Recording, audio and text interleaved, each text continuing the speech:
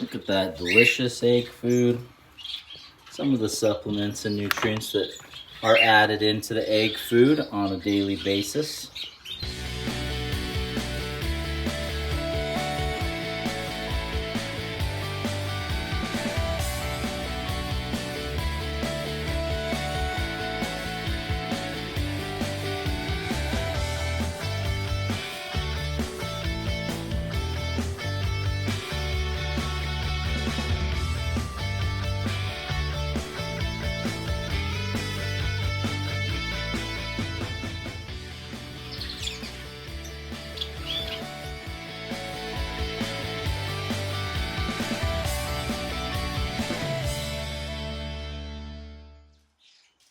What's up, bird nerds? How are we doing today? Hopefully everyone is having a good weekend. And for those in the United States, happy 4th of July. Hope everyone is doing okay and enjoying the holidays. Real quick, just off the bat, we're gonna start with just a tip, especially for those in the United States, as we celebrate the 4th of July. Lots of fireworks and celebrations of that sort.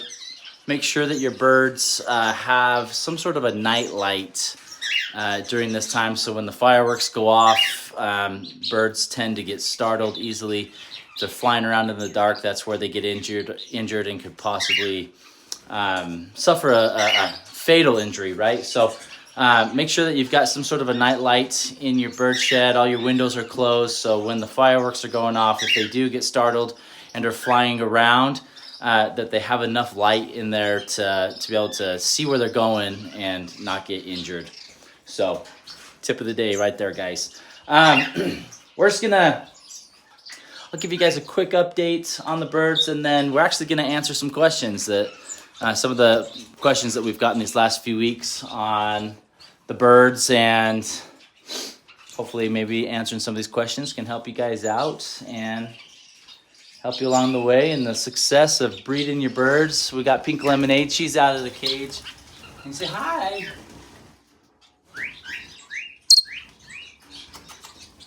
She's a good bird. I was just feeding the birds, so she always flies out of the cage as soon as I open the door to feed them. Sometimes that's annoying because she's a little escape artist, and I have to make sure the doors are closed or she's gonna be gone. Even though she's tame, she's got those wings on. So maybe another tip of the day, even your tame birds, guys, make sure that their wings, if you don't have them clipped and they're fully flighted like Pink Lemonade is, you got to be super observant and aware of windows open, doors open, so that your pets can escape and possibly not return, right? So okay, quick updates here. Let's see what we've got. Not a whole lot happening over here. I still have my society finches set up. So I've got my European pair. Let me swap the camera around for you guys. All right, we've got our European society finches in there. She's sitting on 6 eggs, I believe.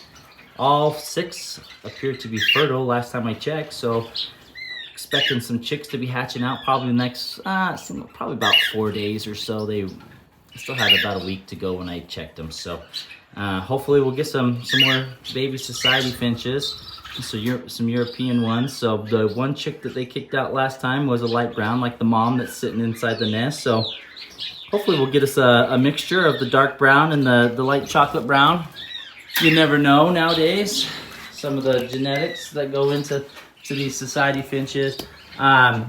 Really hoping to get some chicks out of these guys, but they've been laying eggs, and I do have a pair in there, but they just really haven't kicked much out for me, unfortunately.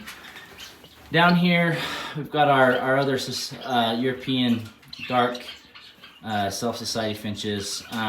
They actually hatched a chick, and I moved that chick out of the nest and put it in with my other society finches. I'll show you those in a minute. In hopes that I tried to get these guys to foster. My gray singing finches have been...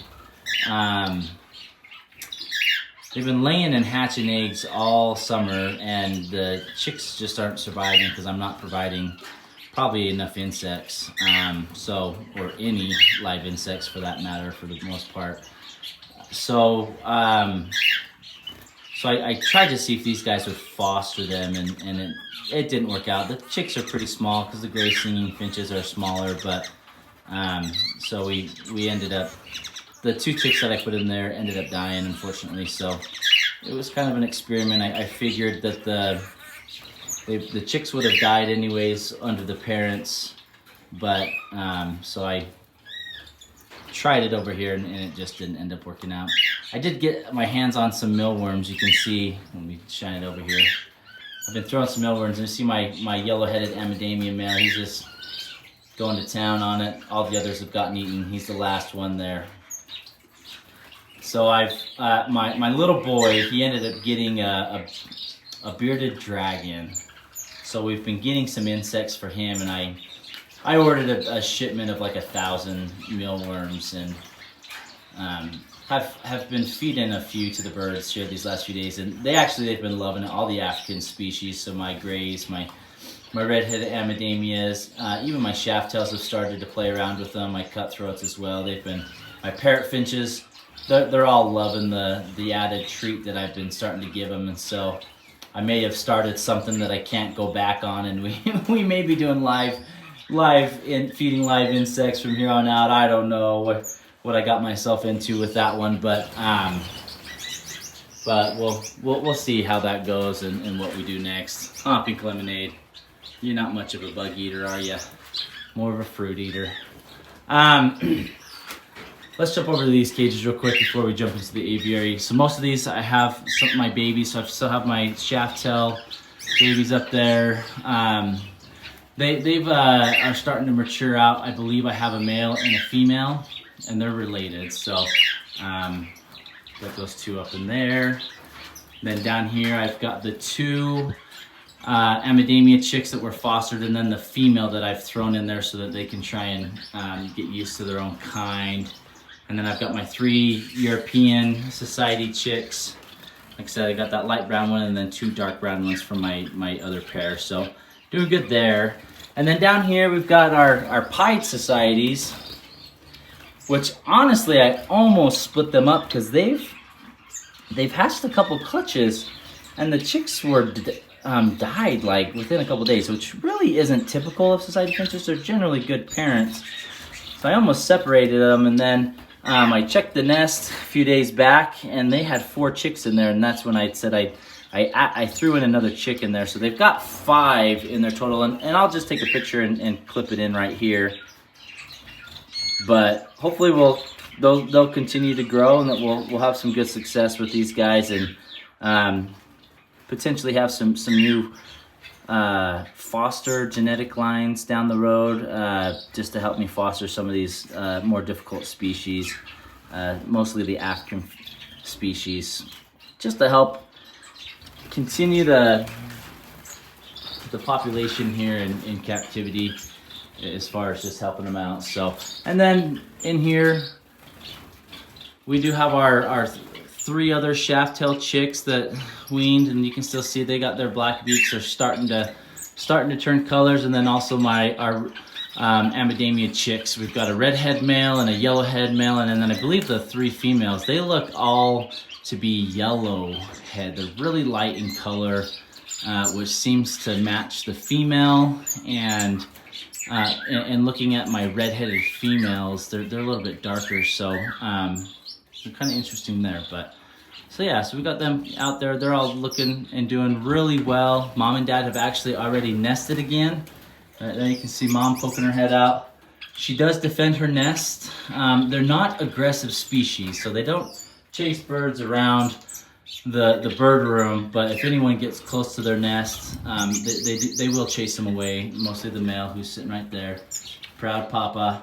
But they will chase them away if some birds get close to them. And lots of times you'll see like my Bork hen there. She'll scoot across on the top there, and the female will like open her mouth at her and stuff. But that's about it. I would still probably say like zebra finches are more territorial than these guys are, but because they have some good size, you can see that male. He's got some decent size. He's probably the biggest finch in there besides our canaries, which are right there. So he can push anyone around that he wants, but they're typically they just chase birds away from that nest, and other than that, they're fine. You can see the Goldians sitting on the nest box right there next to it. They're fine. They'll be just fine. The birds won't chase them or do anything. So that's kind of where we're at there.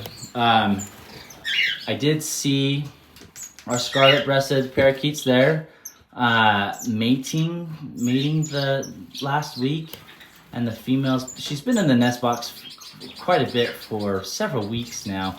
Every time I've checked, there's been no eggs in there. They are a young pair, and this is their first year breeding, so you know me, I'm probably just a little impatient, but I did see them mating, so I am expecting hopefully some eggs here pretty soon. I thought about jumping in there and just taking a quick peek inside the nest to see if there's anything in there to be excited about, but hopefully we'll get something. We'll get some chicks there. I know these birds are in very high demand right now. I have several breeders that once they found out that I had a pair, I've already put them on waiting lists for some of these babies. So hopefully we'll get some. I'd love to get my hands on a second pair, but you know, you always want more in the bird world once you get that bird fever. So guess we'll just have to wait and be patient there. So and I'm trying to think. So looking over here, so I did pull out my finches from in here. So I just have my Rosie Bork pair, and you can see the male, he usually hangs out right there. And the female, she is sitting on eggs. And good news, I did peek in there, it's been about a week ago, and there were a couple fertile eggs in there. So really excited. I hope that she will hatch them out.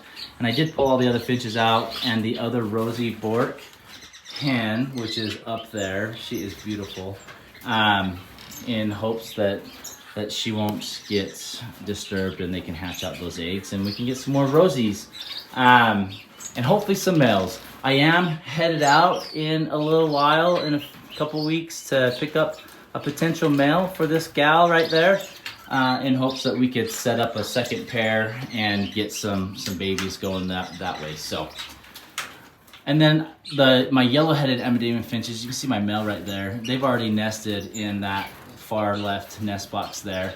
And then the next box in is my shaft-tail finches. They've laid eggs in there, and they're sitting, the females in there sitting, and then the female Emademan finches there on the far left. So hoping to get some chicks there, in hopes that they'll raise them on their own and we'll have some good success. My star finches have been sitting up in that nest for a couple weeks now, and I'm not sure if they have babies or not.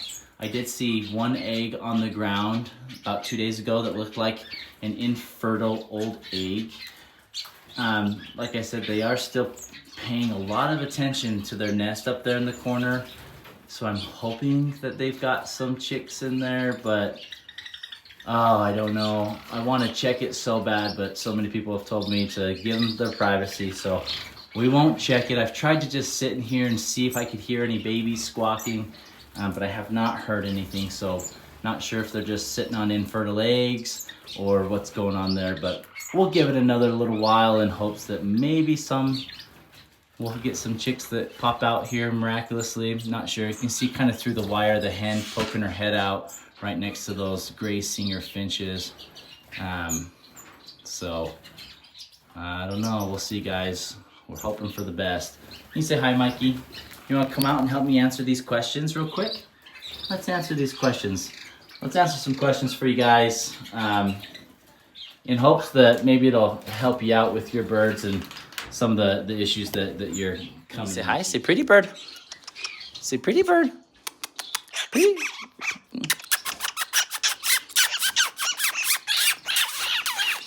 Yeah, you're such a good boy. Okay, so first question was, I've had several people reach out and ask, what do I do to get, wow, that was right in my ear, dude. Right in my ear. What do I do to get added vitamins and minerals into my bird's diet? And we always have a cuddle bone. So there's always a cuddle bone in every single cage at all times. I have every once in a while put some like the vitamin droplets in their drinking water. I don't really love that very much. I don't know how well it gets to them. But what I have done and have done for quite a while is add extra supplements to their egg food. All of my birds love their egg food.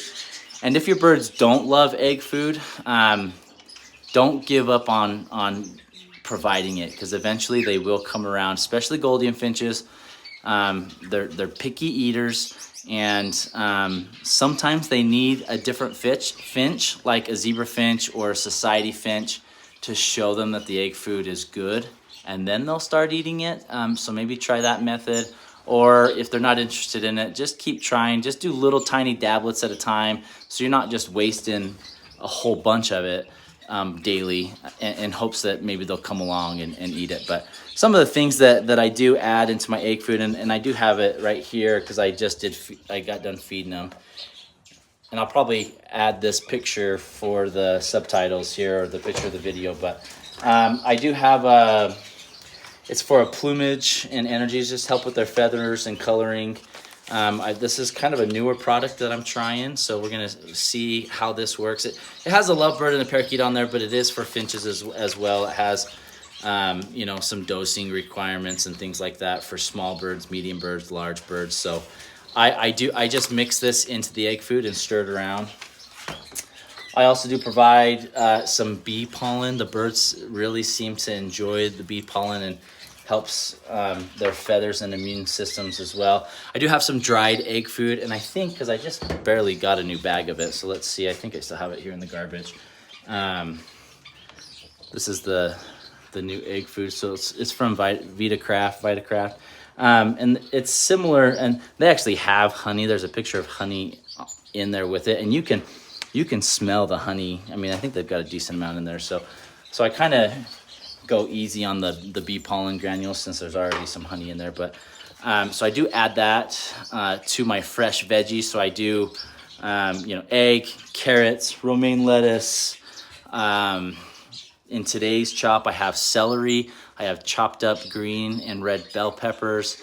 I have some collards, some chopped up collards and greens of that sort. So it's a pretty decent variety, and then I mix all that up, and the birds love it. They go crazy over it. You can see that I did just feed them, like I said, so all of them are down there on the ground eating the egg food. Usually they'll pick through with what they like first, and then they'll go around and they'll eat the rest of it second or last, right? So that's what I do to add some extra vitamins and minerals into their diet. Probably the best thing you can do, if you can, is get your birds some natural sunlight. I don't have my aviary, my outside aviary built yet, but I will. That is something that will happen, and then my birds will have access to the outside at all times. To get that natural sunlight, I do have a window that I usually keep open throughout the day.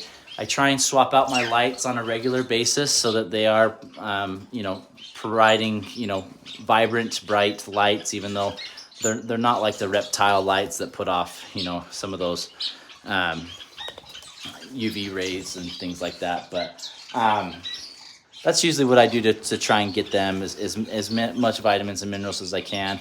I will throw in a few live food or some dried insects into their egg food as well, for especially some of my African species that do like finch or insects. So, and then probably got time for one other question. The other question that I get, and I get it a lot, and it's around the canaries, is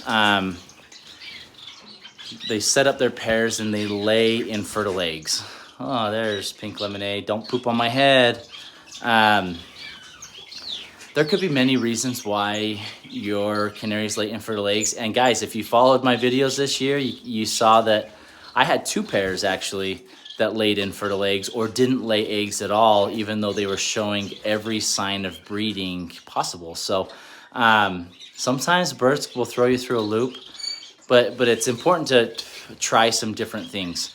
First one is age. So I did have an old male, and I told you guys before the female even laid eggs, I doubt that the eggs will be fertile because my male is really old, but I was really trying to genetically put those two together because they are a pair. Hey, your tail's in the way, girl. So I did try to do that, and they ended up being infertile. So age is a big thing for males and females. That can cause, in your males, if they're older, that can cause some infertility. And then your females, when they're older, they can get egg bound easier. Their eggs are thinner, and it just takes a larger toll on their bodies, and may not be as good for them. And then, hey, can you just flip around so your tail's not in the way? Flip around. Turn around. There you go. Some other causes could be obesity. If you're female or your male, if they're obese, it's harder for them to make that connection when the male mounts them, when they copulate. So make sure that your birds are getting plenty of exercise. They can fly, they're getting around. And that's important during the off season. When you're not breeding them, try and give them as big a space as possible and a minimal diet, right? We don't want to just overload them daily on tons of seeds and all the egg food you can eat that's high in protein and fats, because then your birds will become obese. And so you got to make sure that you monitor that, especially during the resting period, so that you're not continuing to increase your bird's weight. So that'll cause infertility in your eggs. And then pair compatibility. If your females don't like your males or your males don't like your females, that can cause some issues, and they would fight more than actually breed, right? And so that's something that's really important. And just some of the kind of top three things. If you see your pair feeding each other, that's a good sign. If your male's feeding the female, that's a sign that they've bonded and have a good connection, especially in canaries. If they're always bickering and fighting and pulling each other's feathers out, that's not a good sign. You probably want to separate them. So those are all a few signs. Pretty bird, did you guys hear that? Pretty bird, pretty bird. And then probably the last thing with them would be just making sure they're in actual breeding condition. And what I mean by that is they've gone through a molt. You've prepped them lighting-wise and food-wise, diet-wise, so their bodies are coming into optimal prime condition. And what that means is your females are building nests like crazy, plucking their own feathers even to build the nest. That's a good sign that they're in breeding condition. Your males are singing at the tops of their lungs. And this one's a little tricky because your canary males can sing year round, and many of them do. Not as much when they're molting, but they do sing year round. But it's almost as if their song becomes so loud and vigorous that it hurts your ears. That's usually a sign that they are ready to go. They'll usually drop their wings and they'll run back and forth as fast as they can while they're singing to this female. Those are all good signs that your male is in optimal breeding condition. So just a few tips for you guys to watch and be aware of to help you with your birds, in hopes that maybe you get you some fertile eggs and get some good production and chick production with your pairs. So hope that helps you guys. Drop some more comments down below. We'll be happy to answer some more questions here in a couple of videos and help you guys out with whether it's canaries, finches, anything else. We've got larger birds, not the large hookbills, but we've got a few, so happy to help out in any way we can. So appreciate you guys. Happy holidays, and we will see you later.